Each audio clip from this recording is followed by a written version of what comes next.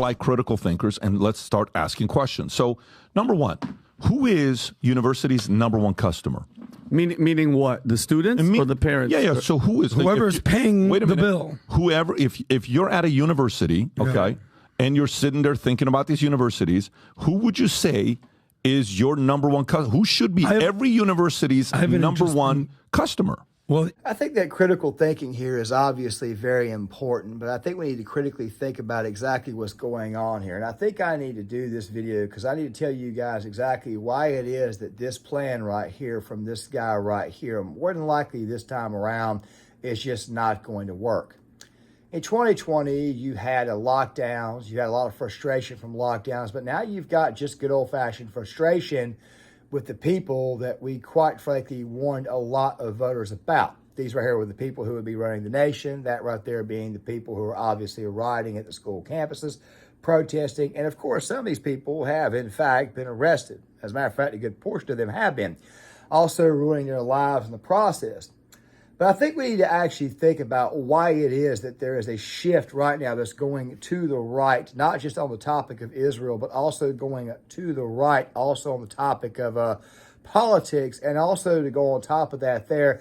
We also need to discuss, and I mean, we need to discuss why it is that this attempt from the guy who I'm going to be doing this right here a lot, in place of the actual name of said individual, that is that this plot right here more than likely won't work, and it's actually backfiring and actually sabotaging the current Democratic Party regime. But before I get to that, montage time. Hold on one second. Yep. They need their new George Floyd. Not to use his name like that, but they need a George Floyd. They want a George Floyd. So these are the entire country into Republicans. Congratulations, lunatic activists. You must be so proud. I don't know where the hell you got all that money, but whoever gave you that money, I don't think they're on our side. You get massive refugee populations, and the already severe immigration crisis is likely to get worse. I believe this is likely to happen within this year. Well, there is some good news, I suppose. Gen Z has soured on the issue of immigration. No joke, I got a poll. Gen Z is skewing towards Trump in a lot of ways. I don't know about the majority, but largely. And one of the issues may actually be immigration. I mean, that's a lot of money, okay? These people, for only 8 hours of work a week, you're getting paid $2 to $3 grand to go on these campuses and do that stuff. Again, you know, we talk about, is this organic? Clearly not. Clearly there are.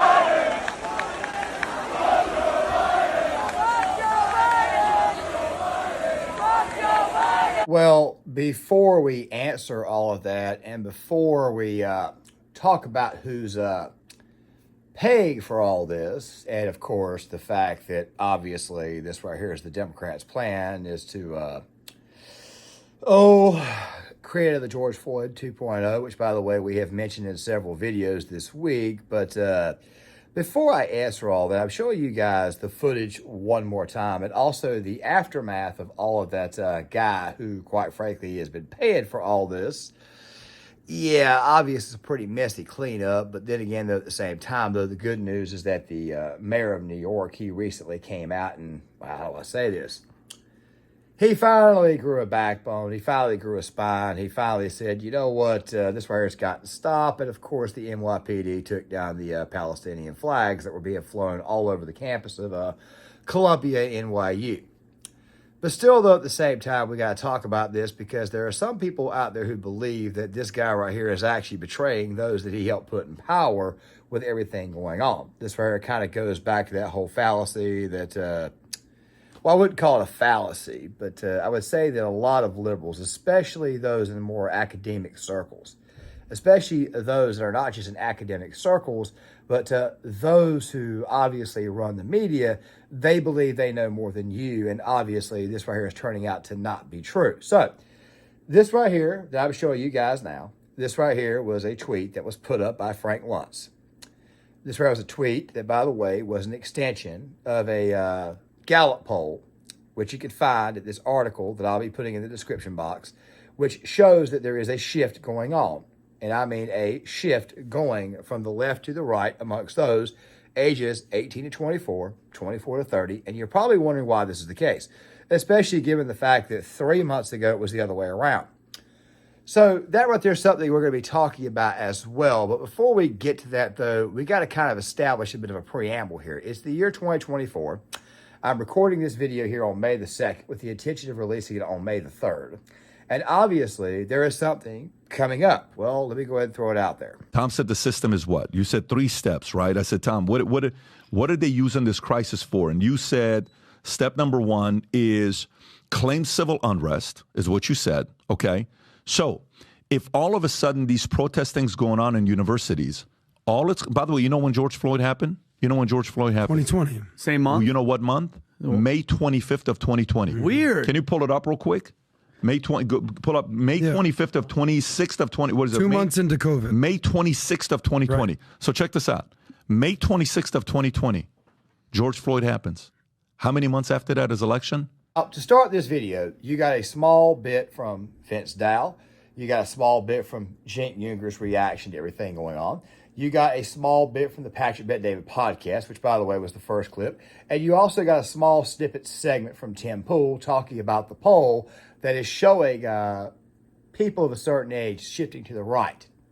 This right here, by the way, is traditionally a left-wing position. And also to go on top of that, you've now got this report that we are now establishing a beachhead on the coast of Gaza, and that beachhead on the coast of Gaza is going to be bringing in Palestinian refugees. We'll be talking more about that there towards the end of the video, but obviously you're putting our troops at risk, and they're saying that it's designed to give humanitarian aid and link it with the IDF. But this is obviously not exactly what's happening. And of course, CNN is now reporting, and I already saw the clip, I'll link it in the description box, that our current leader, who loves to tell everybody that they're xenophobic for feeling a certain way, is now telling an ally of ours, a military ally of ours against China, that country that owns Joe Biden, that country that Joe Biden claims he knows very, very well, and obviously he does not. He is now accusing them of being xenophobic because they won't take any Palestinians. Wow, fascinating. Japan wants to be for Japan. Japanese for Japan. Wow.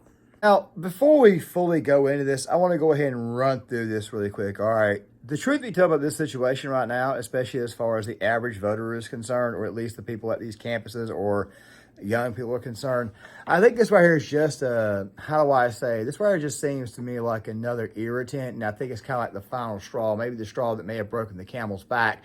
So a lot of people are probably thinking about George Floyd back in 2020, the riots and everything. They're probably saying, okay, it's probably going to happen again, because now we realize that obviously the Democratic Party, they need some form of race wars, which, by the way, of course, only occur every 4 years. It's the victim of the Olympics, and obviously this right here is another vessel for it. I think people are starting to see that obviously this right here is a problem, and they're obviously expecting to happen. But let's go back just a little bit. So Biden comes into office. First thing he does is he takes the Trump withdrawal from Afghanistan. You're probably wondering why this right here is the case, or why I'm bringing this up. Well, I'm bringing it up to kind of show you guys that this right here is once again just kind of sort of the straw that broke the camel's back. They see that. And, of course, he pushes it all the way back to September the 11th. And then, of course, the botched withdrawal, the botched pullout. 11 Marines, a corpsman, and, of course, a staff sergeant in the Army are all killed. Complete total failure. Nobody wants to join the military. Nobody wants to serve a current administration that, quite frankly, doesn't put people. And, by the way, he also kept Mark Milley, the person who's in charge of that withdrawal, right in his position. Very, very weak leader. Then, of course, you have Russia, Ukraine. You have the Colonial Pipeline incident, the price of gas going through the roof. You had shortages back in 2021. Also, something else, too, an extension of the COVID policies. By the way, they are going to be using COVID very, very heavily this year against the former president. And, of course, I'm showing you that graph, of course, of the overall COVID deaths. And, of course, the red are the ones that happened when Trump was in office. And, of course, the blue is the one that happened when Biden was in office, when he first came in. And, of course, it continued. And you guys can obviously, it's a lot more blue as far as the actual bars themselves being up as far as height is concerned than what there is in red. Then, of course, the inflation gets higher and higher and higher. The administration then turns right back around and tells you that they're creating all these jobs, even though most of the jobs that were created were not actually created. They were just simply people going back to work post-lockdown, especially in blue states and, of course, purple states that had Democratic governors. Just throwing it out there. A lot of people can kind of get through the BS. They can kind of cut through it. So people are already starting to wake up then. As I've said on several occasions, Joe Biden is the feelings over facts president. And, of course, feelings over facts may more than likely be what the hell happens again this cycle. But I think it's going to be true feelings versus fake facts, okay? Basically, the Biden administration lies to you all the time. And of course, the American people are not believing it because obviously they can feel the effects of what's going on. So when they see riots and crap like happening again, and they see what was a somewhat peaceful Middle East suddenly go to crap under Biden, yeah, people are probably going to change their mind, just saying. I think that there's a reason why it is these people are shifting to the right. And no, it's not the college students. I want you to go ahead and know right now that this is not the college students, okay? The college students are obviously getting upset. They've gotten upset with the protests. You guys obviously see this video right here that I borrowed from Vince Dow on his channel, which, by the way, I did borrow something else from him besides that 13-second clip, which we'll get to here in a second to better explain the funding of all this. But the point is this right here. It's not just those who are in college, it's those who are not going to college. You see, there are a lot of people out there who have left college and they're now working a part-time job and only getting about 12 to 20 hours a week. Not even that. So you got to get a second job to kind of help make ends meet. But then you've got those who can't go to college, can't afford to go to college, whose parents can afford to send them to college, working class kids who normally don't get politically involved, and now they are getting politically involved because maybe they have children, maybe they are married, maybe they got married at a very, very young age, between 18, 19, 20 years old. Good old-fashioned shotgun marriage, whatever the hell you want to call it. I don't want to beat these people up because obviously I'm from some sort of the same sort. It happens. Things do, in fact, happen. You find the love of your life at a very, very young age. You get married, you have kids. It's just the way things happen. But now you've got children. You've got to pay your bills. Next thing you know that back when you were 16, 17, 18 years old, things were better even under COVID in 2020 when Trump was in office than what they are now. That right there is another reason why it is that this right here is shifting to the right. That right there being kids or young people ages 18 to 29 are shifting to the right. They see obviously that there are economical factors in being a Democrat or voting against your better judgment and doing an anti-COVID vote, which I talked about in a previous video, that you don't have the pro-COVID advantage, that right there being the Biden administration, because COVID is not around. These protests, by the way, are not a result of that. They're happening, they thought to be organically, but now we're finding out that they're being financed.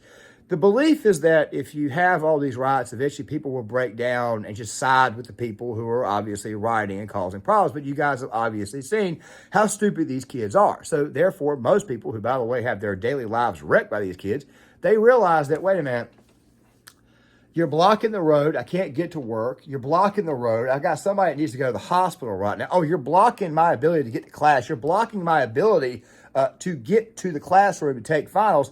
You're blocking my ability to live my life. I quite frankly can't take this crap. And obviously, as you guys saw in the previous video with the UNC students, they had had enough of this, and they said, take that damn Palestinian flag down or protect the American flag, protect Old Glory. This is our home. People are getting sick and tired of the and I mean they're getting sick and tired of the anti-Israeli sentiment at this moment in time. But that right there also came at a cost because the House of Representatives just passed a bill that I don't exactly approve of. But still, we'll talk about that more in another video. The point is this right here. People have had enough of this. Now, that poll that you saw earlier, that tweet that you saw earlier, was people's views changing on the topic of Israel. That doesn't mean that they're willing to go fight wars, but of course, the poll that Tim Pool was talking about is in reference to young people turning to the right. Now, why might that right there be the case? Because of this guy here's financing of this situation. Let's get some further explanation on this. Behind this, well, per recent reporting from the New York Post, I know everyone's going to be so shocked by this as well.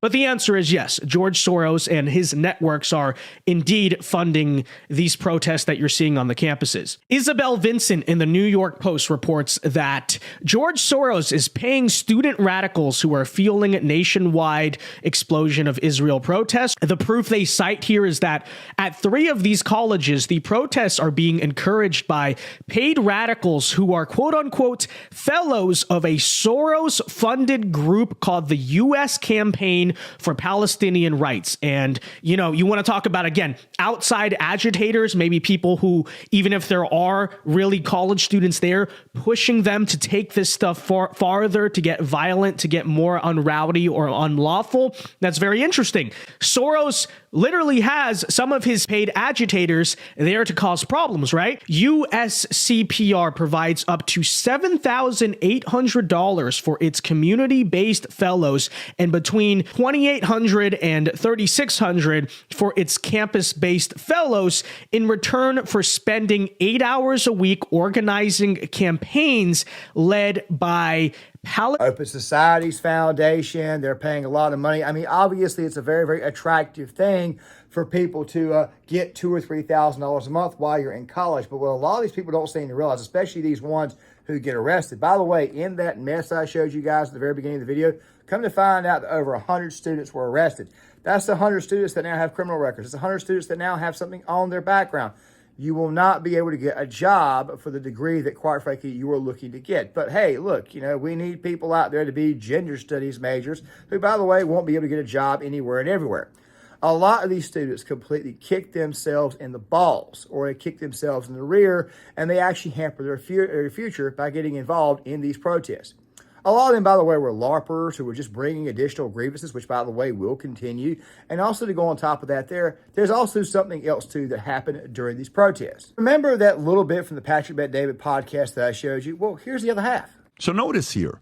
So they're warming it up in April. They're using college kids. What do you think is going to happen if a student gets shot on the campus and this person becomes the next George Floyd?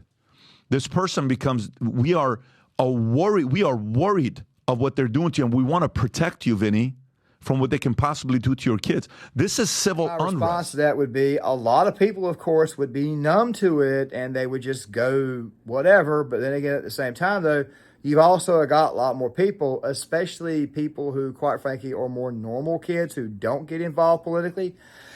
Well, guess what? They're going to be getting involved politically, and of course, you guys are obviously seeing the moods shift, so obviously they're going to be flying to the right, because obviously those people who saw what the hell happened are going to automatically know what happened and know that it was obviously the other side.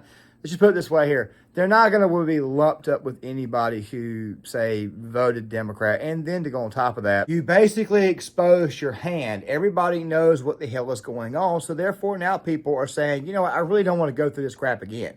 I thought by putting the former president, the former vice president in office, that right there being Joe Biden, back in office, things would go back to normal. The adults were back in charge. But obviously people see that they were not the adults, and their lives were, in fact, better off under the orange guy, meaning it was all in check under him. But you see, we got to think critically here. We got to think really, really, really critical here.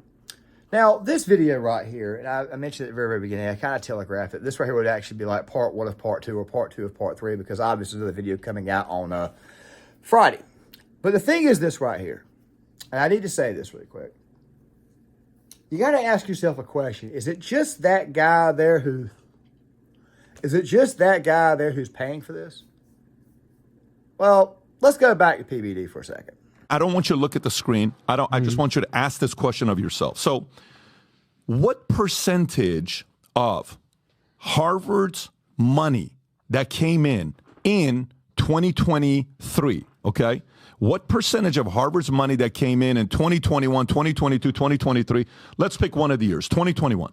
What percentage of Harvard's money that came in 2021 you think came from actual student tuition? I see where you're going with this. Where do you think it came? What percentage? It was mouse nuts. Give me the number. 15%. 17%. Yeah. Holy crap. And by the way, see where you're going with 7% of it is not even the students. It's executive education and continuing education. 10% are the people that are actually trying to get a degree. Okay, stay with me here. Hang on, let me make the point, and then you can go to the other one, Rob. Not this one, go to that one. So watch it, not this one, the other one, next one. Yeah, okay, go to the first one. Watch this here, Tom. Can I look? Only 10% is from kids trying to get a degree. Students, out of all the money they're getting, it's only 10% from tuition. Holy crap. 7% is from people like me. You go to OPM, Owner President Management Program. We send Moral and the kids to some executive on how to be a better C-suite executives. We send Mario Teague, the guys, Leo to these. That's 7% continuing education, executive education. 39% is from endowments. And 10% is from gifts, which means half of their money is coming from philanthropy and charity. So, who is their number one customer? So let me give you a visual here. You ready? I'm going to give you a visual here. You are the president, the dean of Harvard. Just a little bit longer. The biggest reason why I let that one there run just a little bit longer, so that way you guys can see everybody who was paid. You see, the thing about college is this right here. Most people, when they send their kids to college, they expect them to at least act like adults. But then when they get to college, you find out that some of these people don't act like adults. Trust me, I've been to college twice, once on the community, well, actually 3 times, but once on the community level and once, of course, at the university. I've said this right before. I went to college as a little bit slightly older person, so therefore left-wing indoctrination did not get to me. It's mostly the millennials, those who were born post-1988 to about 2000, were the ones with the how do I say, the liberal ideology is sticking to the hardest. But then again, though, you see what the hell is going on out there now, and you probably think these kids were here are all a bunch of communists. I had one of my subscribers commented in the description box that maybe we should have banned the Communist Party back 70 years ago. But of course, my response to that, I wasn't saying it to be a jerk or anything. I was saying it because, I was just being playful with one of my subscribers, and also exactly, and you guys know me, I don't give away names or anything. But I also said that they would have found another way. The reason why they would have found another way is because the Communist Party, or the communists that you saw in the Soviet Union back in the from the 1920s all the way to the fall, or like the communists that live in China, is that the American version of the commie is something else different altogether. It's almost pretty daggone well demonic. There's a lot of things that these people beg and ask for that does not exactly mention the communist credos back in the 20th century. But that right there, once again, is a conversation today. Basically, what I'm trying to say is that the progressive comes off more demonic than anything else. And the worst part about this situation is that everybody who is donating to these actual campuses or donating to these colleges, also with the country of Qatar, who, by the way, is where the leadership of Hamas really is, a lot of these people are going to be forced to flip the bill when Biden decides to pass a student loan forgiveness bill. Right now, we're screaming and hollering about a bill that would ban certain parts of the Bible that the Republican Congress voted with, the jerks that they are, that we don't seem to understand that that bill right there will more likely not pass the Senate. Like I said, that right there will probably be another video for another day. It's obviously not going to pass, and Biden's not going to sign it because it practically targets all of Biden's voters, which at the end of the day is exactly what this right here is about. He's going to try to bribe these voters. But like I said before, and I'm going to tell you guys once again at the very end of the video, this attempt more than likely won't work. Really quick, there's a lot more from that particular episode that's going to be coming out in the second video because obviously there's a lot to go into that one too. You see, the thing about us hitting that beachhead in Gaza, that right there is going to be discussed a lot more in video number 2 to go along with this right here because there's obviously something else too that does need to be discussed. And that there's the possibility of a law that was signed back in 2007 by former President George W. Bush, but we'll get to that in the second video. The thing is this right here. They're now finding out that Palestinians are about to be brought here to the United States. Immigration is becoming a bit of an issue. That right there was touched upon earlier. And now, of course, you've got the protests that are getting in everybody's way. You're finding out that students ages 18 to 29 are starting to shift to the right. Not just students 18 to 29 that are shifting to the right. You're also finding out that young people as a whole are starting to shift to the right. Hence the fact there was a study recently that came out that I talked about in a previous video that showed that young males, especially those age 18 and above, those going into college, were already shifting to the right. They find these left-wingers to be absolutely, totally cringe. Go back to that girl the other day making the demands, and of course you see the person in the background with the belly button and of course the Palestinian type thing around his neck. These types of people would get killed in the Middle East. They would get killed in the Middle East because these people, Sunni Muslims especially, don't approve of their lifestyle, which of course is going to lead me to the part that's going to be coming up in video number 2, which I'm going to go ahead and telegraph and kind of preview now. When these people get over, they're going to want a bit of a culture shock, and the current main woke culture that's inside these very, very left-wing cities is not going to match with the Sunni types that are coming over who obviously don't agree with a certain credo. And then when you factor in to go on top of this that you've got a lot of Hispanics that Biden brought in that are not going to be able to be, let's just say, fully deported over the course of the next 5 to 10 years, these people right here tend to be much, much more traditional. And I already explained in the video about one-party rule why it was that the Democrats' dream of that right there may just blow up in their face because obviously Hispanics, especially those who live in the United States, are starting to see that the country was in fact better off under the orange guy. The point is this right here. This situation right here is not going to work out the way that guy wants it to work out. If anything, it's probably going to blow up completely in his face. And you've also got the union vote shifting to the former president as well, which, by the way, will come up in videos next week when I get you to a little bit more clarification, because I just came across something just now about the ones in New York who were saying that their union, Steam Fitters Union, is now saying, well, 2/3 are now in favor of voting for the former president, where we voted for Biden last election. There's a shift going on in the country that, quite frankly, this guy right here is not going to be able to, be able to overcome. Which makes me wonder what happens after the next failure. But that right there, my friends, will be another video for another day. Please tell me what you guys think in the comment section. I want to hear what you guys have got to say about this. But please hit the like button. Please subscribe. Please share the video. Please sign up in the comment section. And I'll see you guys later.